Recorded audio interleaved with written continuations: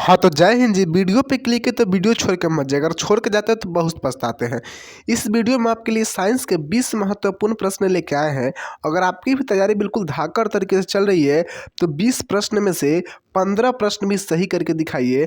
आपको एकदम ईमानदारी पूर्वक बताना है, अंतिम तक देखना, और आपको ईमानदारी पूर्वक बताना है कि 20 में से आपने कितना प्रश्न सही किया। तो चलिए बिना देरी के सबसे प्रथम सवाल से स्टार्ट करते हैं, बिल्कुल धाकड़ तरीके से। सबसे प्रथम सवाल कहता है, देखिए वीडियो छोड़ के मत जाइएगा क्योंकि अब आपको ही पता है कि समय क्या है, बहुत ही कम बच गया है बोर्ड परीक्षा में। तैयारी बिल्कुल धाकड़ तरीके से करनी है। सवाल है कि जब किसी चालक तार से विद्युत धारा प्रवाहित होती है तो गतिशील कण है।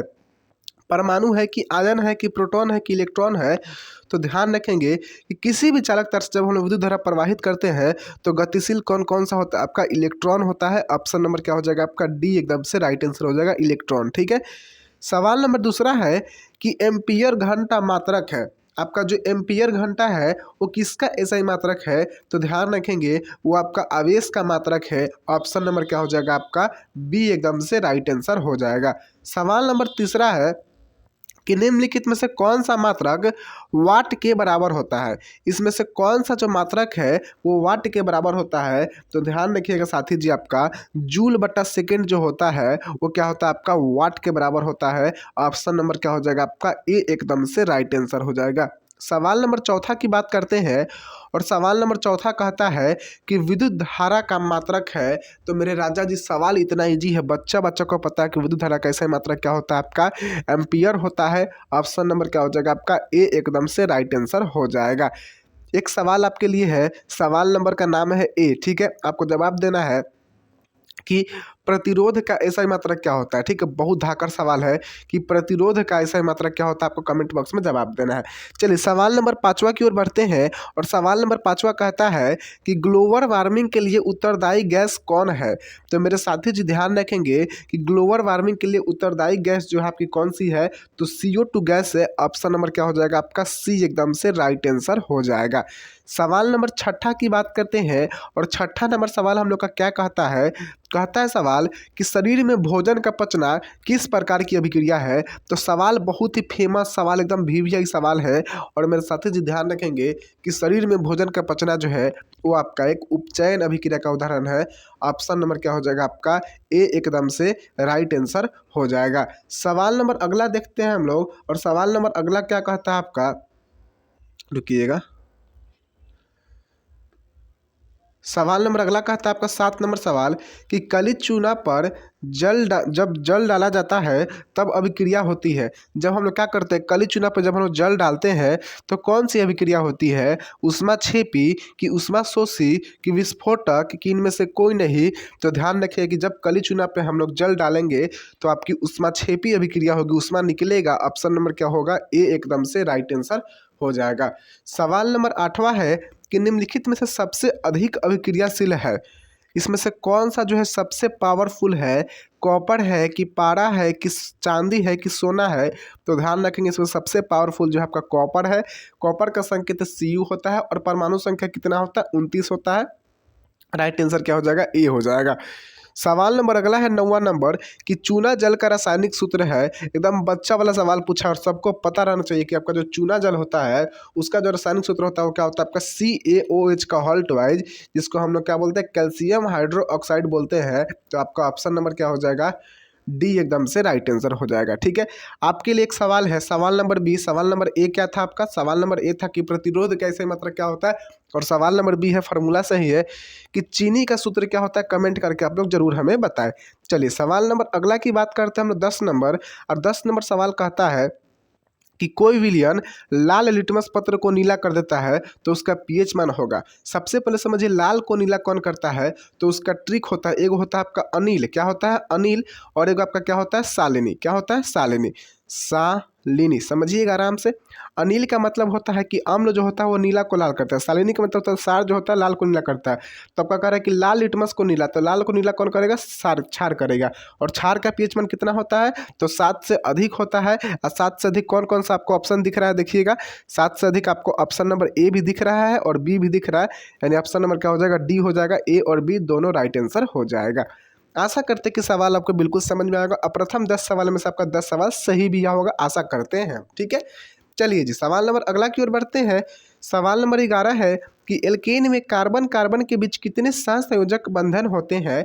तो मेरे साथी ध्यान रखेंगे कि एल्केन में कार्बन कार्बन के बीच 3 सहसंयोजक बंधक होते हैं। आपका ऑप्शन नंबर जो होगा सी एकदम से राइट आंसर हो जाएगा। सवाल नंबर 12 है मेरे साथी जी आपका कि ग्लूकोज का आणविक सूत्र क्या है। तो ग्लूकोज का आणविक सूत्र बहुत बच्चा वाला प्रश्न है और सबको पता रहना चाहिए कि ग्लूकोज का आणविक सूत्र क्या होता है, C6H12O6 होता है। यानी ऑप्शन नंबर जो होगा आपका ए एकदम से राइट आंसर हो जाएगा मेरे साथी जी। कौन सा हो जाएगा जी, तो आपका ऑप्शन नंबर ए जो होगा राइट आंसर हो जाएगा। सवाल नंबर 13 देखते हैं और सवाल नंबर 13 कहता है कि उच्च वसीय अम्लों के सोडियम लवण कहलाते हैं।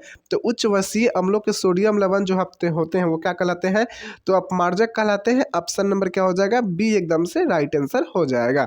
सवाल नंबर अगला देखते हैं साथी जी आपका 14 नंबर सवाल, और 14 नंबर सवाल कहता है कि CHO अभिक्रियाशील मूलक को कहते हैं।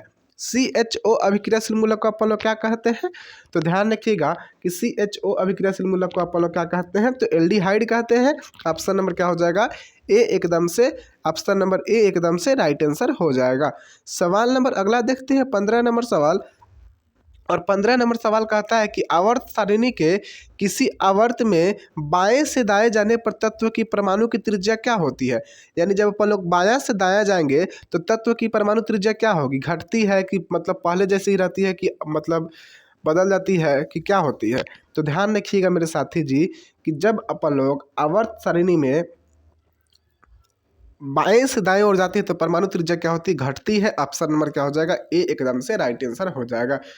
सवाल नंबर आपका 16 है कि निम्नलिखित तत्वों के उनके अधातु गुण के अनुसार बढ़ते हुए क्रम में सजाए। अधातु गुण के अनुसार इनको बढ़ते हुए क्रम में सजा देना है। तो आपका इसमें से राइट आंसर कौन सा हो जाएगा, ऑप्शन नंबर जो होगा आपका बी एकदम से राइट आंसर हो जाएगा। ठीक है, क्या हो जाएगा, लिथियम हो जाएगा, और कीजिएगा इसको कट करते हैं, लिथियम हो जाएगा, अरे ससुराले, लिथियम हो जाएगा, फिर क्या हो जाएगा, बेरिलियम हो जाएगा, फिर आपका क्या हो जाएगा, कार्बन हो जाएगा, फिर ऑक्सीजन हो जाएगा, फिर क्या हो जाएगा, फ्लूरीन। ऑप्शन नंबर क्या होगा, बी एकदम से राइट आंसर हो जाएगा। सवाल नंबर 17 है कि सिलिकॉन क्या है। तो सिलिकॉन सबको पता है, सिलिकॉन ना तो धातु है ना तो अधातु है, सिलिकॉन क्या है आपका एक उपधातु है। ऑप्शन नंबर क्या हो जाएगा आपका सी एकदम से राइट आंसर हो जाएगा। सवाल नंबर 18 है मेरे साथी जी कि निम्नलिखित में से कौन विद्युत धनात्मक तत्व है। तो विद्युत धनात्मक कौन सा होता है, तो विद्युत धनात्मक आपके धातुएं होते हैं। तो इसमें से कौन सा धातु है, तो देखिए ऑप्शन ए दिया है कार्बन, तो कार्बन सबको पता है कि एक अधातु है। ऑप्शन सी है क्लोरीन, सॉरी ऑप्शन बी है क्लोरीन, क्लोरीन भी आपका एक अधातु है। फास्फोरस भी आपका एक अधातु है। बच्चा क्या, तो बच्चा आपका मेरे साथी जी क्या बच्चा Na, और सोडियम आपको धातु है, तो सोडियम जो होता है विद्युत धनात्मक तत्व होगा क्योंकि धातु है। ऑप्शन नंबर सी एकदम से राइट आंसर हो जाएगा। सवाल नंबर 19 है कि टिहरी बांध का निर्माण किस प्रदेश में किया गया है। तो मेरे साथी जी ध्यान रखेंगे, आपका जो टिहरी बांध है उसका निर्माण उत्तराखंड में किया गया है। ऑप्शन नंबर आपका बी एकदम से राइट आंसर हो जाएगा। सवाल नंबर अंतिम और 20वां नंबर सवाल क्या कहता है कि फ्लोरीन अप्रूफ है। फ्लोरीन किसका अप्रूफ है, ऑक्सीजन का है कि फास्फोरस का है कि कार्बन का है कि सल्फर का है।